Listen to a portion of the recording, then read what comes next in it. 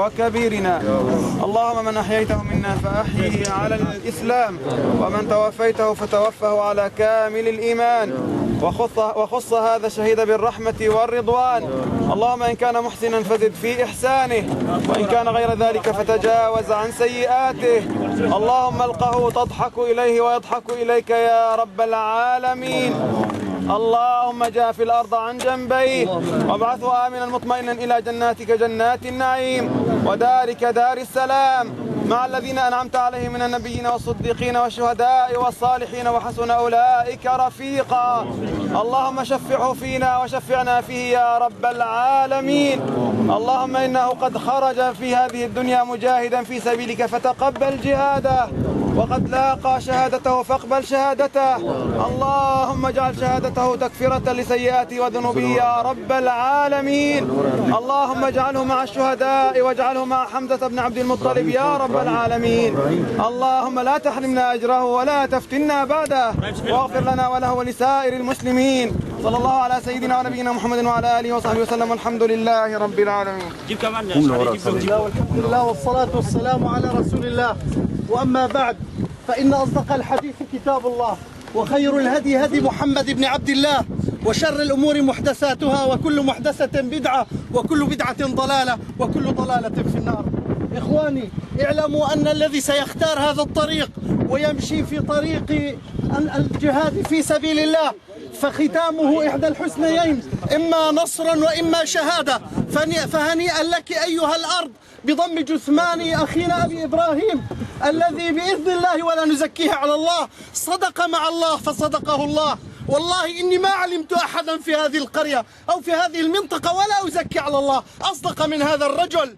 اللهم تقبله واجعله شفيعا لنا. فيا إخواني، من أراد أن يسلك غير هذا الطريق فنهايته محتومة، إما أن يقتل خائنا ومجرما ويوجد ويلقى جثمانه في القاذورات والمجارير، وإما أن يكون مغضوبا عليه في الدنيا قبل الآخرة. فأناشدكم بالله أن نتوب إلى الله توبة نصوحة، ونسير على نهج النبي المصطفى صلى الله عليه وسلم، ثم على نهج هذا الرجل، حتى تكون نهايتنا في سبيل الله تحت لواء كلمة لا إله إلا الله محمد رسول الله. وإني أدعوكم من هذا المكان أن نتوب التوبة النصوحة، وأن عن الذنوب. اللهم تب علينا وارحمنا وعافنا واعف عنا. وإن من أشر البدع الذي أجرمنا بحقها إطلاق النار حول الجنائز وحول الشهداء، فإنه لا يرضاها، وإن كل طلقة نطلقها سنسأل عنها أمام الله سبحانه وتعالى. وقال المصطفى في الحديث الصحيح: لا يتبع الجنازة صوت ولا نار.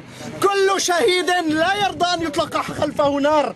فإذا كنا نحبه فعلينا أن نمتثل ونلتزم بما يريد وما يريد الحبيب المصطفى صلى الله عليه وسلم.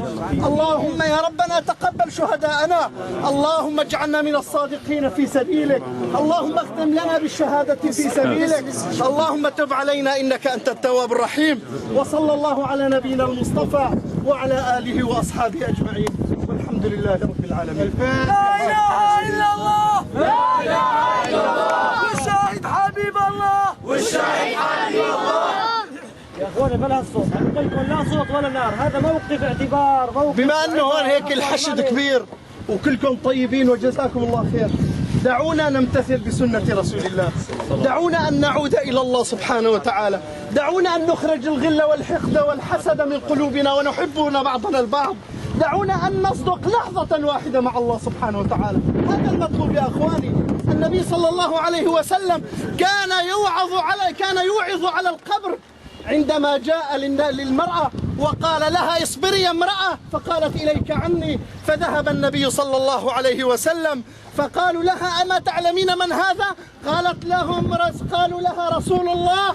فذهبت وقالت له: يا رسول الله اعذرني فلم أعرفك أنك رسول الله. فقال عليه الصلاة والسلام: انتبهوا إلى هذه الكلام، إنما الصبر عند الصدمة الأولى، إنما الصبر عند الصدمة الأولى. يا اخوان، اي انسان له عليه دين او عنده مظلمه رجاء اماني راجعي، اي انسان له عليه دين الله يرحمه او له عنده اي مظلمه راجع عمه.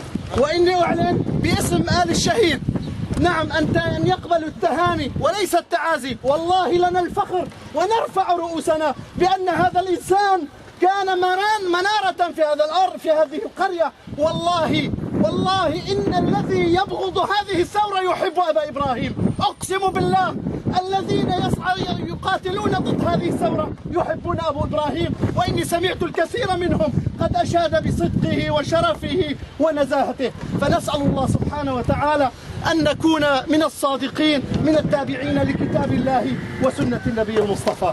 فهيا بنا يا أخوان.